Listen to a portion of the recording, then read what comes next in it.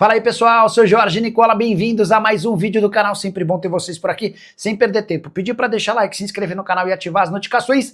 E o São Paulo desistiu de enfrentar o Internacional no Morumbis.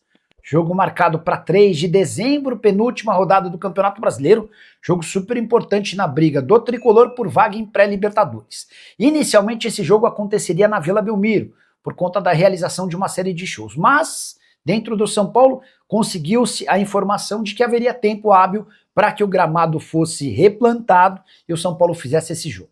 A grande verdade é que o Tricolor mandou um ofício nas últimas horas à CBF solicitando que a partida retorne para a Vila Belmiro, porque o presidente do São Paulo, Júlio Casares, está preocupado com uma série de protestos que estavam sendo preparados para o lado de fora do Morumbis justamente nessa partida. O presidente, incomodado com o fato, decidiu voltar atrás e fará com que o jogo aconteça no estádio do Santos, ainda que isso traga prejuízo do ponto de vista esportivo para o São Paulo. Dentro da diretoria também houve incômodo com a decisão. A avaliação é de que o São Paulo seria mais forte contra o Inter jogando em seu estádio do que na Vila Belmiro. É bem verdade que o Tricolor vem de uma vitória no estádio Santista 2-1 contra o Juventude. É bem verdade também que o Juventude está entre os piores times do campeonato, praticamente rebaixado para a segunda divisão.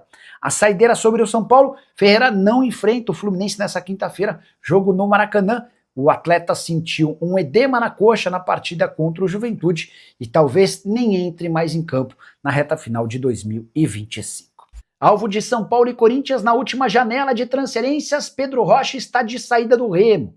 O artilheiro da segunda divisão decidiu não renovar seu contrato com a equipe que acaba de garantir promoção para a Série A.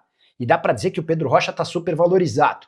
Artilheiro com 15 gols, 2 a mais do que Kleber do Avaí e Carlão da Ferroviária, o Pedro Rocha ainda deu 8 assistências, tornando-se assim o segundo maior garçom. Se você somar os 15 gols e as 8 assistências, essas 23 participações fizeram dele o principal destaque da segunda divisão na temporada de 2025. Também por isso Pedro Rocha tem sido bastante assediado. Times da Malásia, Indonésia, Tailândia e Israel já procuraram para fazer oferta, mas para todos a resposta foi a mesma. Pedro Rocha decidiu que quer jogar em uma equipe grande da Série A. Atleta que já viveu bons momentos, como por exemplo com a camisa do Grêmio, mas que vinha de uma temporada praticamente inteira de lesão, até a recuperação e o grande ano com a camisa do Remo. Só para registrar, lembrar que o atleta só não deixou o Remo para jogar no São Paulo e no Corinthians na última janela de transferências, porque o Remo pediu 3 milhões de reais para liberá-lo. Quantia considerada muito alta para alguém que vivia as últimas semanas do seu contrato. Foi um grande acerto do Remo, porque o Pedro Rocha foi absolutamente decisivo, inclusive no último jogo, na vitória de virada contra o Goiás com 1 gol e 2 assistências do empresário do Pedro Rocha, Hamilton Bernard. Para falar agora sobre São Paulo versus Zubeldia. O Tricolor enfrenta seu ex-treinador na próxima quinta-feira, no jogo no Maracanã contra o Fluminense. Partida super importante para o São Paulo, que sonha em se manter na 8ª colocação para tentar vaga na pré-Libertadores. Queria registrar que a saída do Zubeldia foi bem mais tensa e problemática do que o São Paulo divulgou. O Zubeldia acabou caindo em 16 de junho. Na oportunidade, o São Paulo chegou a falar num acordo amigável, assegurando que o argentino havia colocado o cargo à disposição, que o São Paulo aceitou o pedido de demissão do Zubeldia e que tudo corria às mil maravilhas. Não foi o caso, houve um problema financeiro importante. São Paulo tinha 3 milhões de reais a pagar para o Zubeldia e para os seus auxiliares como multa pela saída do treinador. Essa multa equivalia a 3 meses de salário. No primeiro momento, o São Paulo tentou pagar um valor menor, o que não foi aceito. A partir daí, começaram as negociações para um parcelamento. O Tricolor tentando fazer o máximo de parcelas possível e o Zubeldia e seus auxiliares sugerindo um pagamento em menos parcelas.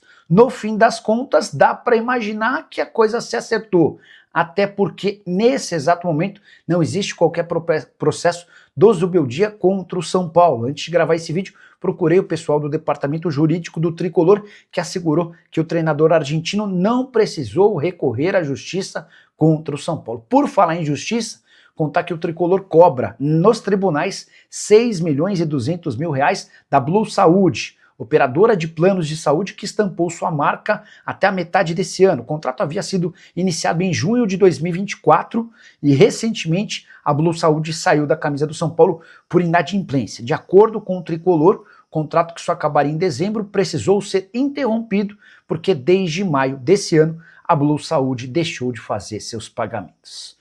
Bora falar agora sobre o São Paulo, que tem motivos para comemorar, pelo menos em relação ao aspecto financeiro. A introdução do FDIC garantiu uma redução na dívida tricolor e eu quero apresentar esses números divulgados pelo relatório da Outfields. A Outfields, só para você entender, é uma empresa parceira da Galápagos. Galápagos é a responsável por, junto ao São Paulo, fazer o FDIC. Tricolor teve uma redução de 56 milhões de reais da sua dívida em relação a dezembro de 2024 para o último levantamento divulgado no terceiro trimestre de 2025. O saldo negativo passou de 968 milhões de reais para 912 milhões. Com um detalhe importante, a maior queda nessa dívida se deu justamente em relação a dívidas bancárias, que são aquelas mais preocupantes, que causam juros enormes. São Paulo tinha uma dívida bancária de 259 milhões de reais, a última atualização apontou 216 milhões. Importante registrar, porém, que o FDIC tem algumas amarras que obrigam o São Paulo, por exemplo, a vender atletas assim que surgem propostas. Tudo para poder bater aquilo que foi definido de forma antecipada, sob o risco de São Paulo sofrer sanções. Só para completar o noticiário do Tricolor, São Paulo enfrenta o Juventude nesse domingo, no estádio na Vila Belmiro, precisando da vitória para voltar à 8ª colocação no Campeonato Nacional. Resultado que, associado ao título da Copa do Brasil de Fluminense ou Cruzeiro, colocaria o Tricolor na pré-Libertadores de 2026. A pergunta que todo São Paulino se faz é: Oscar vai ou não se aposentar? Havia uma certeza de que sim, quando o atleta precisou ser levado ao hospital e ficou por quase uma semana internado, enquanto se investigava o que aconteceu durante testes físicos. De olho em 2026, constatação de que ele sofreu uma síncope vasovagal mudou um pouco o quadro. E a percepção de pessoas próximas ao Oscar é de que a decisão ainda não está tomada. O Caio Ribeiro, muito amigo do Oscar, chegou a cravar na Globo, no auge do episódio da síncope vasovagal, que o Oscar se aposentaria. Vinha uma pressão muito grande dos familiares para que o Oscar parasse.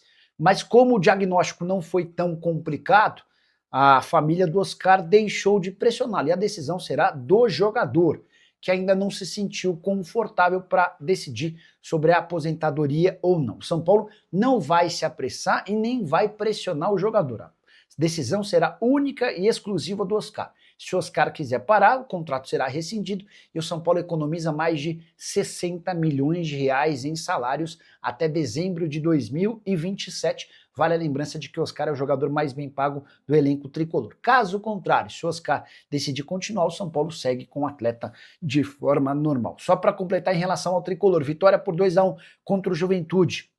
Nesse domingo, diante de só 6 mil pessoas na Vila Belmiro, levou o São Paulo para a 8ª colocação de forma isolada do Brasileiro. O Tricolor tem 48 pontos contra 45 de Bragantino e Corinthians, 44 do Galo, 43 do Grêmio. Esse 8º lugar pode valer vaga na pré-Libertadores se Grêmio, ou melhor, se Cruzeiro ou Fluminense forem campeões da Copa do Brasil. Isso porque eles já fazem parte dos 7 primeiros colocados e o G7 viraria G8. Nesse caso, o São Paulo, terminando em 8º, teria a chance de disputar a pré-Libertadores. Próximos jogos do São Paulo.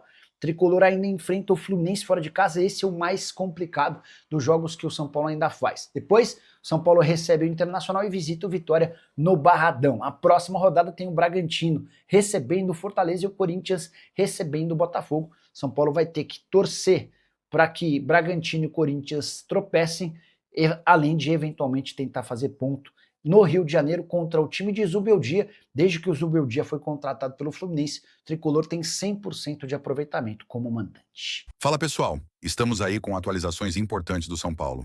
Se inscreva e ative o sininho para receber mais atualizações do Tricolor. Deixe seu like, que é muito importante para o crescimento do canal. Utilize o espaço aqui embaixo para registrar sua opinião. Ficamos por aqui com mais esse giro de notícias. Um abraço e até o próximo vídeo.